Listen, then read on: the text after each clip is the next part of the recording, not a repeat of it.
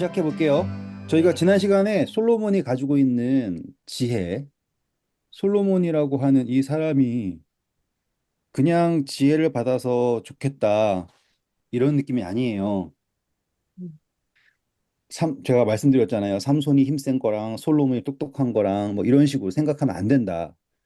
솔로몬은 분명하게 표상적으로 우리에게 알려주고 싶은 게 있고, 다윗의 아들, 그렇죠? 다윗의 후손.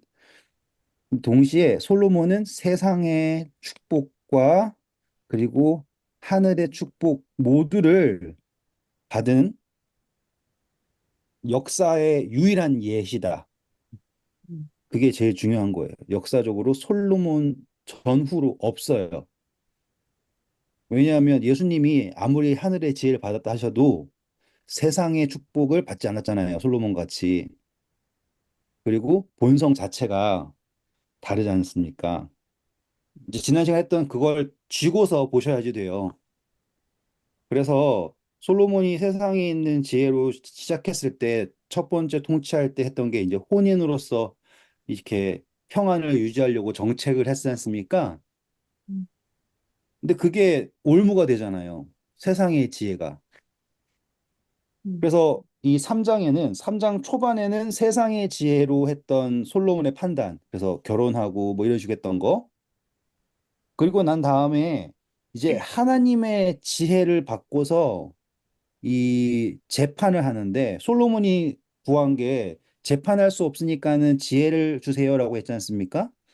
그래서 그 지혜를 받고서 한 재판인데 이 재판이 유일한 재판입니다라고 말씀드렸죠. 성경에 기록된 유일한 재판. 오늘은 그 재판에 대해서 한번 살펴볼 거예요. 여기 보시면 등장인물이 두 여자가 나와요. 어떻게 나와요? 창기 도입자. 네. 그러니까는 이 여자는 절대로 좋은 여자가 아닌 거예요. 음, 그런데 창기가 있다라는 것도 문제지만 창녀잖아요. 창녀. 그쵸? 음, 이 표현을 따지고 들어가 가지고 어떤지에 대해서는 저도 잘 모르겠어요. 그런데 이 창녀가 왕 앞에까지 나아갈 수 있다라고 한다는 것 자체도 대단한 이야기 아니에요? 음, 음, 만약에 다른 시대에 이 창녀들끼리서 싸웠는데 그 잘잘못을 가리기 위해서 했다라고 하면 왕한테까지 갈 수가 있을까요? 불가능하겠죠? 지금 우리 법치주의라고 하지만 대통령한테 못 가잖아요, 웬만해서는.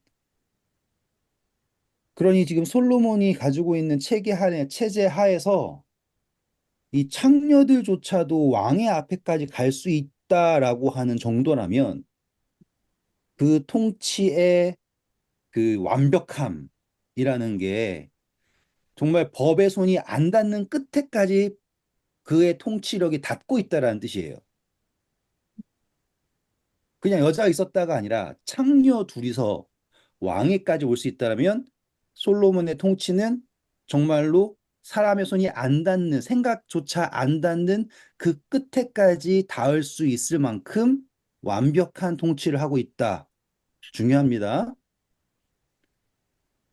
그렇게 따지면은 창녀가 없어야 되지 않겠습니까? 라고 할 수도 있는데 여기서 창녀가 있다 없다라고 하는 거는 솔로몬의 책임이 아니에요. 왜냐하면 이 여자가 유대 여자가 아닐 수도 있어요. 음, 그쵸?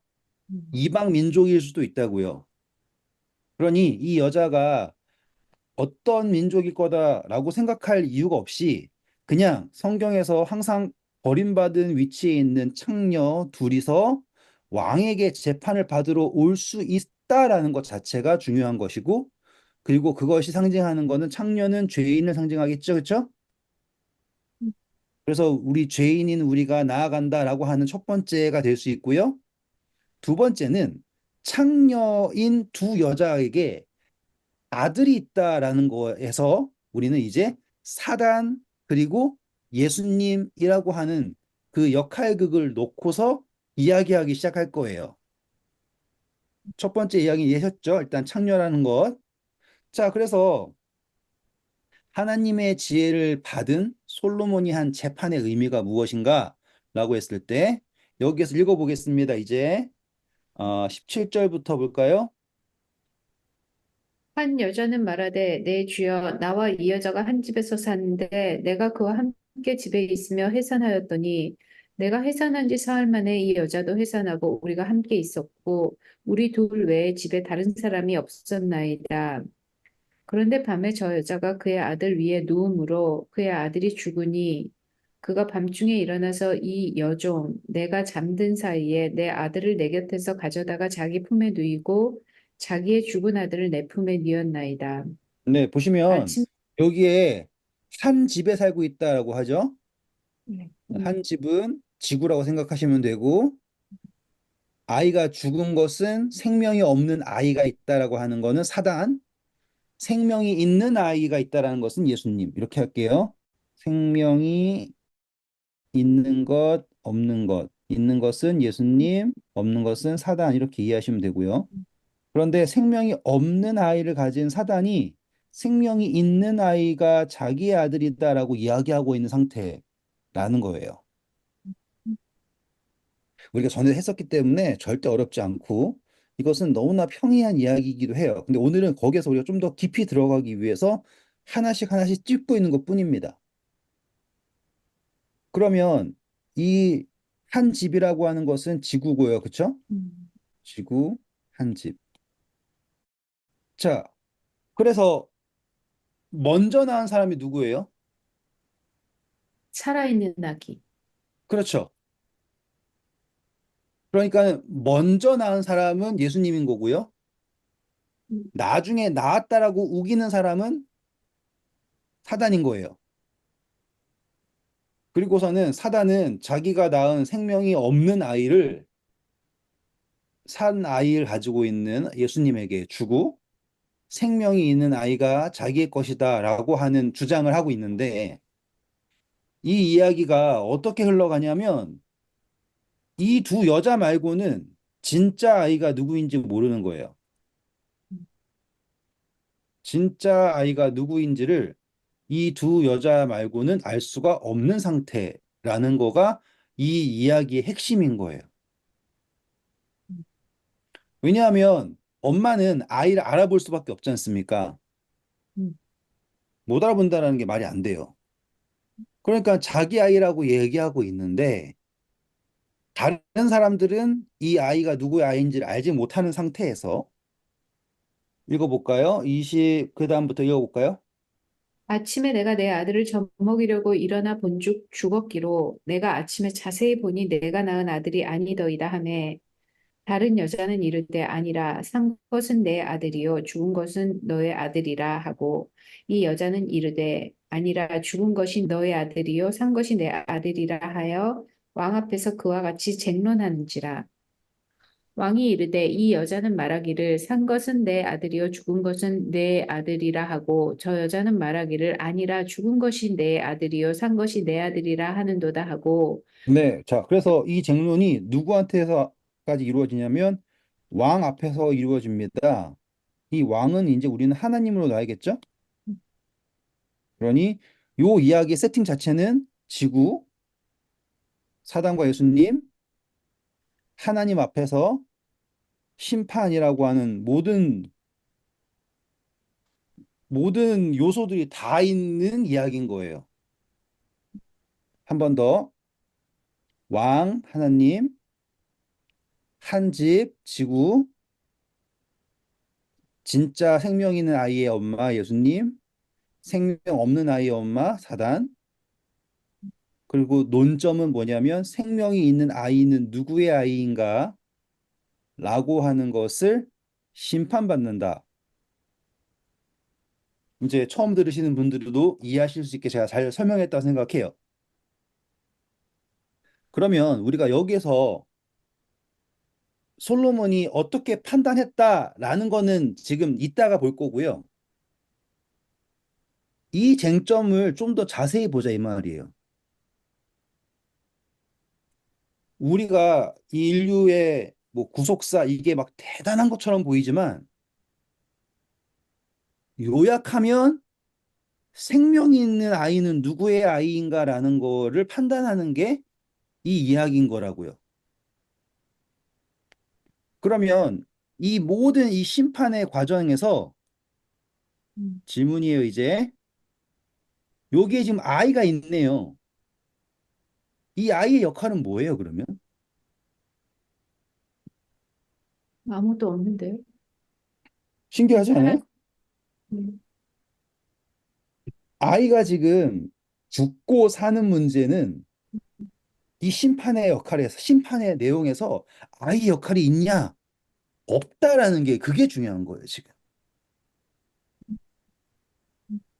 그러니 지금 이 두 엄마, 여기 예수님, 여기 사단, 이 두 엄마의 쟁론 사이에 아이가 있다라는 거지.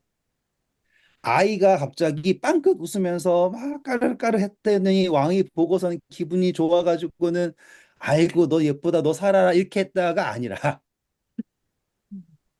아이의 생명의 구원 여부는 이 진두 엄마와 가짜 엄마 사이의 논쟁, 왕 앞에서 하는 쟁론, 거기에서 어떠한 판결이 나느냐에 따라서 생명이 있는 아이는 산다예요.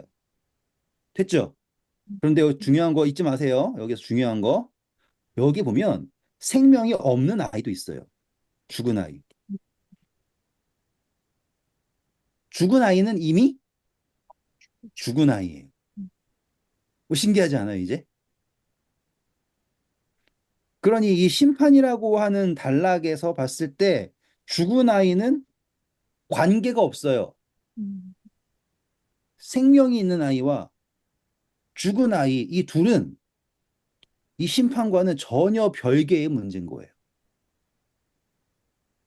그러면 여기에서 우리는 다시 우리가 어떠한 선택을 해야 되냐면 내가 뭔가를 잘해서 구원받는다는 것은 절대 아니다라는 거예요. 그렇죠? 음, 내가 누구의 아들인가라는 거를 선택하는 거가 이 진짜 살아있는 아이, 죽으라는 아이, 요 사이에서 일어나야 될 거겠죠? 그게 우리의 이야기예요. 그래서 예수님께서 바리새인들한테 너희의 아비 사탄 이러잖아요. 거짓의 아비 이러잖아요. 그러니까 이것은 막 육체적으로 태어난 그것만을 말하는 것이 아니라 우리가 믿는 바라는 거가 태어나는 것과 연결시켜지는 의미구나라는 걸 볼 수가 있는 거예요. 그러니까 사나이라고 하는 것은 우리가 예수 그리스도 안에서 태어나기로 선택한 사람들이고 죽은 아이라고 하는 것은 요한복음 3장에 예수님께서 이 땅에 심판하러 오신 게 아니라 생명을 주러 오셨다 그러고 믿지 않는 사람들은 이미 심판을 받은 상태다라고 얘기하고 있잖아요. 근데 이야기 설정을 잘 보면 다툼이 일어날 시점에 아이는 살아있는 아이는 누구의 품 안에 있었어요? 사단. 그렇죠. 사단의 품 안에 있었다 이 말이에요. 그래서 사단의 품 안에 있어서 진짜 엄마가 달려와가지고 살아있는 아이를 내놔라라고 얘기하는 게 시작이지 않습니까? 그러면 우리가 사단의 품 안에서 그러니까 있지만 내가 생명이 있는, 다시 말하면 예수 그리스도에게서 태어났다라는 것을 믿는다면 그러면 이 심판이라고 하는 대목에서 우리는 완전히 자유로울 수가 있는 거예요. 심판은 우리와 완전히 관계가 없다라는 거예요. 우리는 완전히 거기에서 자유로운 거예요. 왜냐? 이것은 진짜 엄마와 가짜 엄마 사이에서의 판단이기 때문에. 음, 됐죠? 음. 그래서 이 심판이 그렇게 중요한 거. 여기서 하나님의 지혜가 등장한다라고 하는 이게 그만큼 중요한 거예요. 그러면 이제 예수님께서 재림을 하실 거 아닙니까? 그러면 그때 우리는 어떠한 심판을 받을까요? 라고 할 때 보면 제가 아까 말씀드렸던 것처럼 내가 뭔가를 잘해서 행위를 잘해서 혹은 나 스스로를 증명해서 이 심판에서 예, 이 환란을 이겨내고 막 있잖아요. 그 패키지로 설교 들으시는 내용들 그거랑 완전 관계 없다라는 걸 보실 수 있겠죠. 유일하게 되는 그 심판에서 유일하게 중요한 것은 내가 예수님으로부터 비롯된 생명이 있는 존재이다, 아들이다, 라는 것을 선택하는 것, 그것 말고는 없는 거예요. 음, 그리고 거기에서, 아, 하나 예수님 너무 심했다. 어떻게 착한 사람들은 살려준다 그러고, 못된 사람들은 다 죽여버리고, 진짜 예수님 너무한 거다. 어떻게든 살려주지. 이렇게 생각하지만, 이거는요, 원래 죽은 아이는 원래부터 죽은 아이였던 거예요. 원래부터 죽은 거예요. 그러니까 너는 흙이니 흙으로 돌아가라라는 표현 자체에서도 똑같이 예수님은 어떻게든 우리가 생명을 선택을 하면 누구든지 저를 믿는 자마다 멸망치 않고 영생을 얻겠다라고 하는 생명의 선택에 대해서는 무조건 주신 거예요. 그래서 내가 생명에 있는 아들이다 라고 하는 것을 선택하기만 하면 그 심판에서는 누가 이길 거예요? 진짜 엄마가 이길 거란 말입니다. 그러면 그 심판을 응해서 내가 비록 사단의 품에 있지만 현재 내가 생명을 선택을 한다면 그 선택이 그 모든 것을 마무리하는 심판에서 나를 구원할 것이다 라고 하는 이야기가 되는 거예요. 음, 그런데 만약에 내가 생명이 아니라 사단을 선택하잖아요. 그러면 나는 본래 죽은 선택인 거, 죽은 존재인 거예요. 그래서 이미 심판을 받았다라고 요한복음 3장에 18절, 19절에 나오잖아요. 그러니까 이 심판의 이야기에서 성경 전체가 다 보이시기 시작하는 거예요. 이제 그렇죠? 음. 여기까지 질문 없어요? 네. 네. 그러면 제가 잘 설명했다는 뜻이죠. 그렇죠? 음, 그러면 이제 여기에서 한 발자국만 더 가보자 이거예요. 이미 생명이 있고 없음은 이미 정해져 있는 상태인 거예요. 사단의 아들은 생명이 없어요. 사단이 주장할 수 있는 유일한 것은 생명이 있는 아이를 뺏어와서 자기의 것이라고 주장하는 거예요. 음, 자, 그러면 사단이 주장했던 것들을 잘 되새겨 보면 생명이 없는 것을 믿으면 생명이 있게 된다라고 하는 것. 예를 들어서 행함으로 말미암는 의와 비롯된 모든 것은 다 사단이 주장하는 것들이죠. 음, 생명이 없는데 생명이 있는 것처럼 포장된 모든 것. 음, 그게 사단의 품에 있는 모습인 거잖아요. 그리고서는 사단이 이야기하는 건 뭐예요? 살아있는 엄마 품에는 죽은 아들이 있다라고 얘기하죠.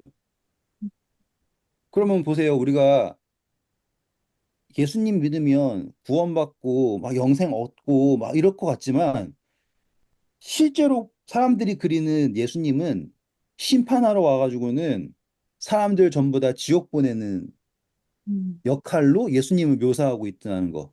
음, 사단은 너 뭐 마약이든 뭐든 상관없고 뭐 사기꾼이어도 상관없고 다 괜찮아 괜찮아 너가 하고 싶은 거 모든 거 다 해도 돼 이런 식의 포장을 하잖아요. 사람 망가지는 거 신경 안 쓰고 몇몇 특정 것들 성경에서 죄라고 하는 것을 당연히 하는 사람들을 옳다고 하는 것들을 제가 말씀드릴 수는 없지만 그런 것들을 사단은 마치 로마서 1장에 나온 것처럼 괜찮다라고 얘기하고 자기에게는 생명이 있는 것처럼 얘기하고 그런 사람들을 옳다고 하는 게 마치 사랑이며 포용이며 이렇게 얘기하는 게 사단이잖아요. 음, 음, 잘못하고 있는 것을 잘한다고 얘기하는 건 사랑이 아니거든요. 음, 그냥 자기 기분에 좋으라고 하는 거지. 음, 사랑은 절대로 그런 게 사랑이 아니잖아요. 음, 근데 정작 생명을 주기 위한 것은 사랑이라고 안 하고 죽음이라고 표현하는 게 지금 요 모습인 거예요. 음, 그러면 잘 보세요. 그러면은 지금 왕 앞에 가기 전에 예수님하고 사단하고 막 다퉈요. 음, 그러면 다른 사람들이 보기에 누가 더 진짜 엄마 같아 보일 것 같아요? 사단이 진짜 엄마 같아 보일 거예요. 왜냐하면 그 애가 사단 품에 있고,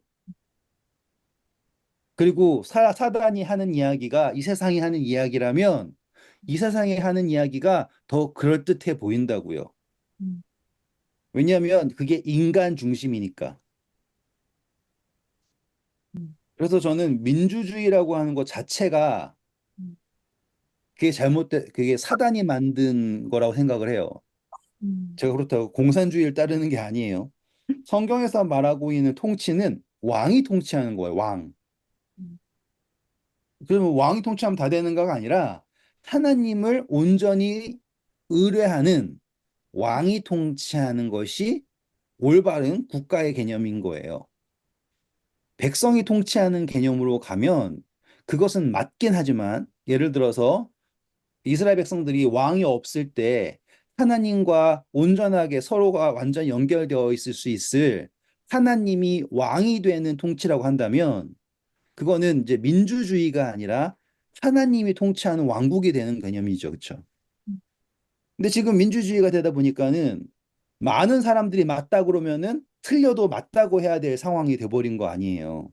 음, 그러니 지금 누가 더 말이 세 보이냐면 사단의 말이 세 보이는 거예요. 그러니 진짜 엄마는 사람들 사이에서 이 아이가 내 아이다라고 아무리 얘기해도 증명될 수가 없고 이길 수가 없는 거예요. 왜냐? 진짜 엄마가 가짜 엄마와 싸울 수 있는 그 조건에는 한계가 있어요. 음, 그 조건의 한계를 설명하는 게 바로 왕이 칼을 가져와라예요. 음, 그게 바로 아이의 생명입니다. 음, 그러면 이 진짜 엄마가 싸울 수 있는 자기를 증명할 수 있는 유일한 그러니까 모든 방법이 있더라도 아이의 생명을 담보로 하고서는 할 수가 없는 거예요. 음, 반대로 사단은 자기의 주장을 하기 위해서 아이의 생명을 담보로 하는 것 아무 문제 없어요. 그러면 왕 앞에 오기 전까지 누가 이길 수밖에 없겠냐? 뻔하죠, 그렇죠? 음, 음. 음, 아까 제일 처음 말씀드렸던 것처럼 창녀라는 거가 중요합니다. 죄인의 신분이지만 아이의 생명을 얻기 위해서 왕에게까지 나왔다라고 하는 것은 충분히 그 사이에 포기할 만큼 생각해 보세요. 왕까지 끌고 오려면 누가 그거를 끝까지 붙잡아서 왕까지 왔을까? 하면은 당연히 진짜 엄마예요. 음, 왕까지 오기까지는 계속 가짜 엄마가 이겼다니까요. 음, 가짜 엄마는 한계가 없기 때문에 음, 배짱 부리는 거에 한계가 없기 때문에 음, 그리고 이 아이한테 돈도 주고 마약도 줄 수 있고 음, 세상적인 것으로 애를 유혹하는 거는 뭐든지 할 수 있잖아요. 왜냐면 아이가 아직 판단을 할 줄 모르니까. 음, 그러니 이 진짜 엄마는 이 아이가 언제쯤 재판받으러 왔다 얘기 안 나와요. 지금 아시겠죠? 이 아이가 몇 살이다 안 나왔어요. 젖먹이다, 뭐 걸어 다닌다 이거 안 나왔어요. 아시겠죠? 뭐 음, 3일 지난 이후부터 얼마 동안 뺏겼는지도 몰라요. 음, 그거를 생각을 하시면 가짜 엄마의 논리는 이 아이가 누굴 더 좋아하느냐가 논리일 수 있을 거예요. 음, 이렇게 와봐라고 했을 때 뿌꾸야 일로 와 했을 때 누구한테 갈까? 이런 거랑 똑같은 거라고요. 그러면 옆에 보는 사람들은 아이고 저 사람한테 가니까 저 사람이 주인이네. 근데 걔가 객검을 들고 있었던 거야. 그러면은 집사님이 아니라고 내가 막 아무리 해도 걔가 객검에 빨려가지고 갔어. 그러면 나는 당연히 저 사람이 주인이겠구나 생각할 수밖에 없다 이 말이에요. 근데 끝까지 포기하지 않는 거예요. 그러면 지금 우리가 인간들이 죄를 짓잖아요, 죄. 그래서 우리는 죄인이라 그래요. 그러면 죄인이라고 하는 것은 그리스도인과 반대되는 표현이겠죠? 죄인, 그리스도인. 그리스도인도 죄인이긴 해요. 하지만 예수 그리스도에 속했다 인정하는 것이고 죄인은 사단에게 속했다라는 거를 지금 하는 거잖아요. 그러니까 모두가 다 죄인이에요. 죄를 사랑하고 그러니 아무리 아무리 예수님의 사랑이 우리를 막 덮고 뭐 했다고 해도 하나님 앞에서 온전한 심판이 이루어지기 전까지는 누가 봐도 우리는 다 죄인. 누가 봐도 이리 와 그러면은 사단한테 달려갈 사람들. 끝까지 포기하지 않고 왕에게까지 끌고 온 창녀. 그 정도로 우리를 끝까지 사랑하시는 예수님. 이러면은 이야기가 깊어지잖아요. 그럼 자기가 느낄 모든 두려움 다 없어요. 이 아이를 얻기 위해서. 자, 그래서 이 여자가 왕한테 와가지고는 제일 먼저 얘기를 하고 또 그 가짜 엄마는 아마 이러고 있었겠죠. 막 이러고서 얘기하면서 왜 그러는지 모르겠다 이런 식으로.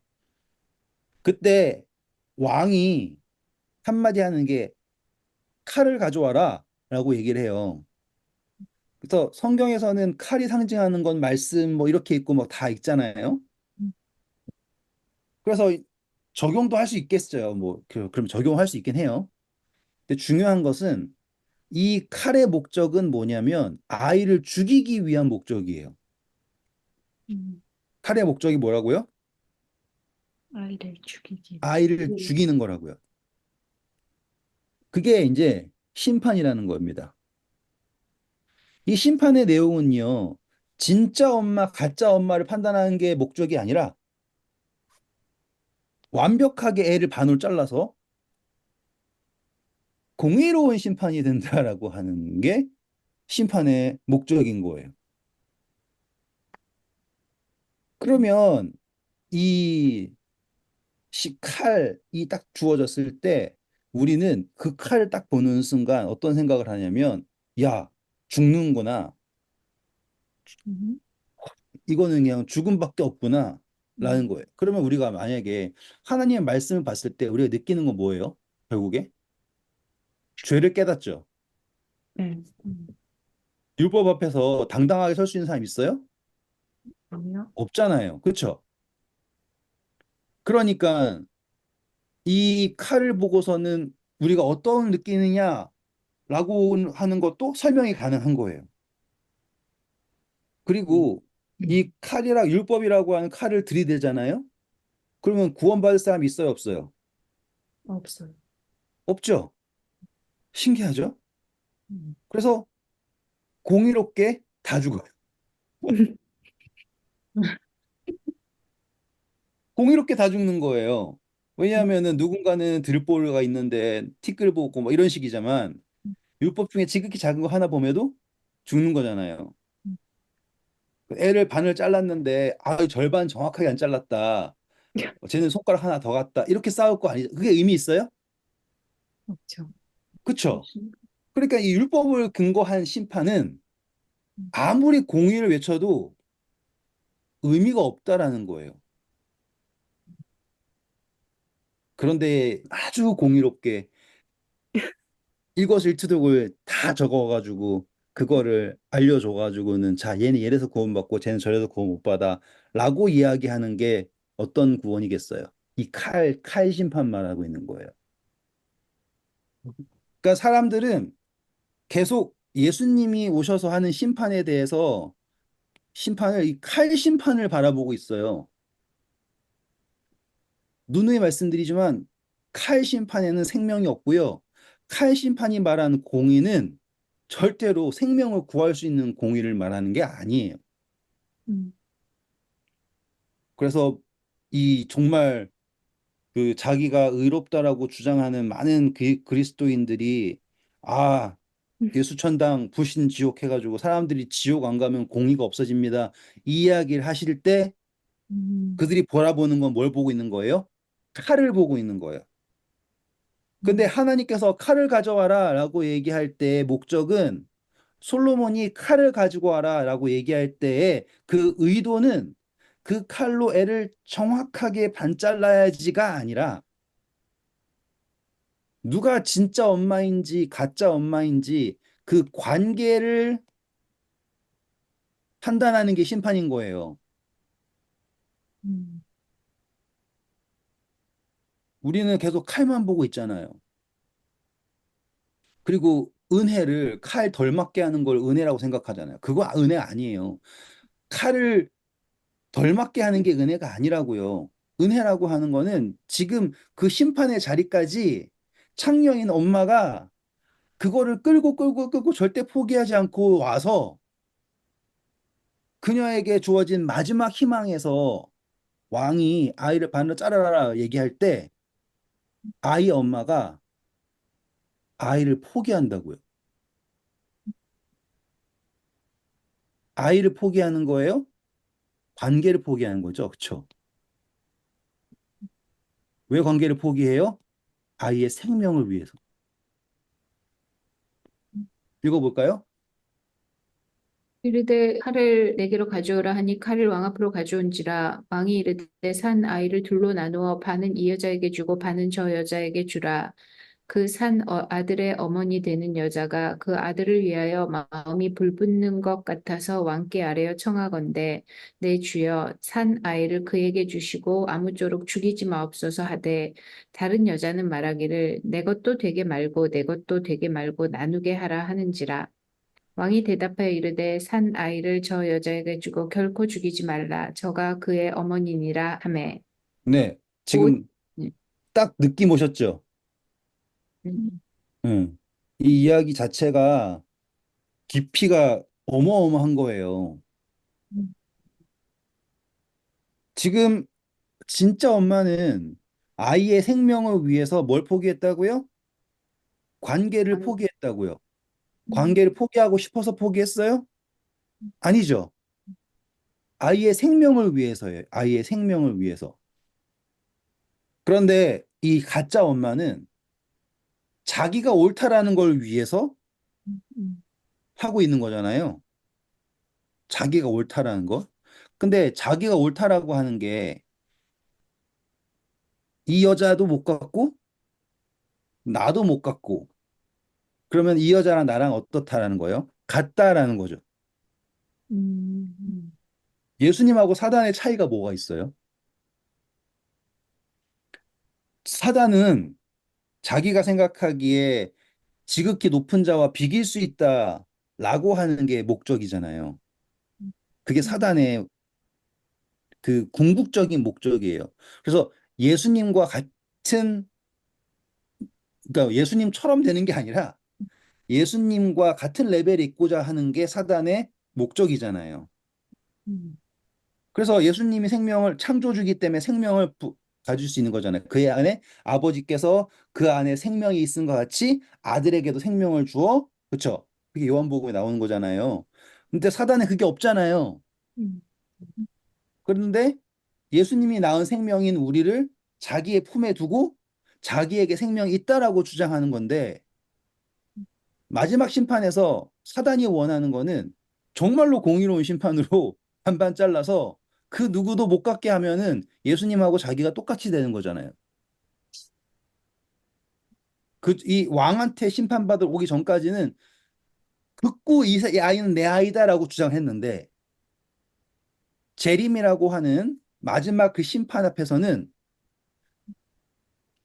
예수님도 못 가지고 나도 못 가지면 그거면 된다라고 이야기하는 논리.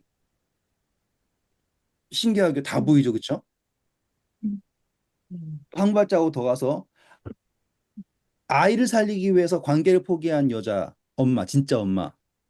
그러면은 진짜 엄마는 아이를 살리기 위한 선택이었지 결코 그걸 포기하진 않을 거예요. 음, 음, 지금 우리에게 자유의지가 있어요. 음, 우리가 세상을 향해서, 사단을 향해서 열심히 달려갑니다. 거기에 생명이 있는 줄 알고 붙어요. 음, 거기 끊으면 생명이 없어질 수 있다라고 생각한다면 예수님께서 우리를 놓아주고 계신다라는 것도 여기에서도 적용할 수 있겠죠. 그러니까 이 심판이 끝나고 나서도 만약에 진짜 왕이 그래? 알았어. 나 이제 너가 포기했으니까 이 아이를 저 여자한테 줄게라고 얘기해도 진짜 엄마는 아이의 생명이 살아있는 한 결코 포기하지 않아요. 음, 그러면 우리의 삶 속에서 그 순간순간마다 어떤 위기가 있을 거고 생명의 그러한 선택이 있을 수 있지 않습니까? 그러면 진짜 엄마이신 예수님은 어떠한 선택을 하실 것인가? 라고 한다면 우리가 사단의 품에 있는 것을 어쩔 수 없이 허락하신다라고 하는 것도 이 이야기에서 볼 수 있어요. 대신 그분은 절대 포기하지 않으실 것이고 이거는 이제 확장된 묵상이겠죠. 그렇죠? 음, 음, 그러면 다시 돌아와서 심판의 목적은 완전히 공의로워서 내가 얼마나 공의로운지 보여줄게.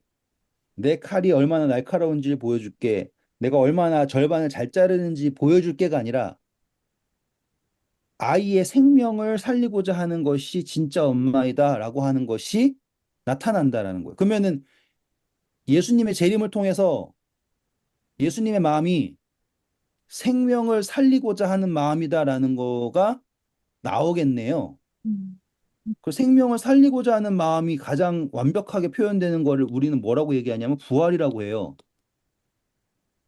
음, 귀에 쏙쏙 들어오죠.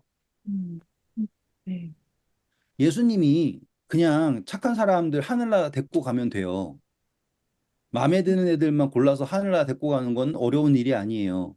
음, 그런데 꼭 재림 때에 부활이라고 하는 필요 없는 이벤트가 왜 있냐라고 한다면 예수님은 나는 생명을 줄 수 있는 능력이 있어가 아니라 음, 생명을 살리고자 하는 사람이다 라고 하는 것을 증명하는 거예요.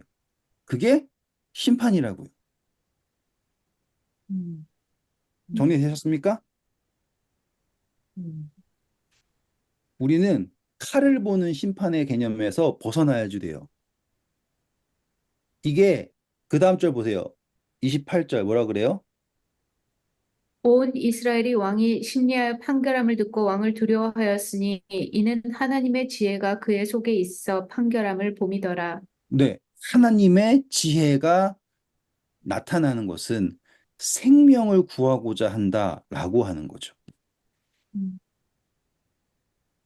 도덕이라고 하는 것, 뭐 잘잘못 따지고 뭐 이러는 거요. 생명이 있고 난 후에 있는 어떠한 관계 속에서의 모양이에요. 음, 생명 없고 나면 우리가 뭐 죽은 사람 원망해서 뭐 합니까? 음, 그쵸? 심판의 핵심은 생명인 거예요, 생명. 그래서 예수님께서는 우리에게 생명을 주고자 하는 분이시고 생명을 지키고자 하는 분이시다라는 게 증명되는 게 재림. 음, 내가 하늘나라 갈까 못 갈까 그거 어떻게든 턱걸이 해가지고는 수능 뭐 보듯 그 하는 게 재림이 아니라 예수님은 생명이시고 사단은 생명이 없고 그가 말했던 모든 거짓말들 생명이 있다라고 했던 모든 거짓말들이 드러나는 순간 음, 그래서 그때 재림의 때에 모든 눈이 본다 그러잖아요. 음, 음, 모든 눈이 본다. 그리고 이왕이면 그냥 데리고 올라가서 할 수도 있잖아요.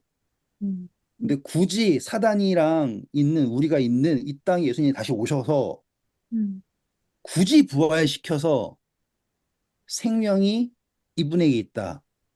근데 분명 예수님이 재림할 때 누군가가 등장해가지고 쟤는 안 되며 쟤는 절대 가면 안 돼요. 쟤 진짜 안 돼요. 안 돼요. 라고 하는 인간 분명히 있을 거라고요. 음, 음, 그러면 하나님이 솔로몬 역할에서 걔는 분명히 가짜 엄마네 라고 하는 이야기 하겠죠. 음, 음, 그러면 우리가 가짜 엄마는 아닐 거예요. 하지만 우리가 가짜 엄마의 자식이라는 건 맞겠죠. 하늘나라도 못 가고 음, 그러니까 걔는 죽어야 된다라고 주장하는 사람이 있다는 거예요. 쟤는 무조건 죽어야 돼요. 음, 음, 라고 주장하는 사람은 사단은 아니겠지만 최소한 사단의 정신을 받은 사단의 자식보다 새끼들이라는 거겠죠. 그렇죠? 음, 그래서 그 칼로 정확하게 잘라가지고 누구 것도 되지 못하게 하는 것. 그 잣대로 심판해야 된다라고 주장하는 거. 음, 그러니 공의라고 하는 아주 멋진 표현 가지고서는 하나님을 악마로 만들고 음, 자기가 심판의 주가 되어서 예수님도 못 갖고 사단도 못 갖게 하는 그러한 인간들이 되게 하는 게 그러니까 제가 빠져 있었던 사단의 새끼들인 거예요. 음, 요 이야기가 뭘 설명하는지 보이시죠, 이제? 음, 그래서 재림의 심판 때 우리가 어떠한 관점으로 그 심판을 바라보느냐에 따라서 내가 어떻게든 생명을 지키고자 하는 사람이라면 음, 예수님에 속한 존재고요. 음, 어떻게든 정확하게 따져가지고 얘는 잘못 좀 덜 했으니까 손가락 10개만 자르고 얘는 더 많이 했으니까 팔까지 자르고 이런 식의 생각을 가지고 있는 사람은 사단에 속한 것. 음, 그래서 양의 무리와 염소의 무리가 예수님의 재림의 때에 알아서 나눴을 거라는 거예요. 그러면 염소의 무리는 원래 생명 없었던 걸로 판단되는 거예요. 음, 예수님의 무리는 한편 강도처럼 그 마지막에 선택했을지라도 제일 늦게 포도원에 와서 일했을지라도 음, 생명이 있음으로 됐고 이 심판에서는 아이가 심판받는 것은 아무것도 없다. 이 심판은 진짜 엄마와 가짜 엄마의 판결. 그래서 진짜의 엄마 아이는 원래부터 진짜 엄마의 아이였고 지금도 이제 진짜 엄마의 아이가 소유가 된다. 이 이야기가 심판의 이야기가 되는 것입니다. 그리고 그걸 우리는 하나님의 지혜라고 말하고 있고요. 음. 깔끔하게 설명됐죠? 아멘. 네. 네. 나중에 한 번 더 읽어보시고 여기에서 좀 더 나갈 수도 있어요. 하지만 뭐 예를 들어서 뭐 아이가 더 컸는데 뭐 이야기 꾸밀 수 있어요. 근데 지금 저는 그런 꾸미는 쪽은 다 자르고 본질적인 가치만 봤을 때 우리는 제발 사단의 새끼가 되면 안 된다 이 말이에요. 음, 아멘. 칼을 보고 하는 심판을 빠지면 음, 절대로 이 이야기에서 하나님의 지혜를 볼 수가 없습니다. 음, 우리는 칼을 보는 심판이 아니라 생명을 보는 심판에 서야 될 것이에요. 음. 네, 오늘도 수고하셨고요. 좋은 밤 되세요. 감사합니다.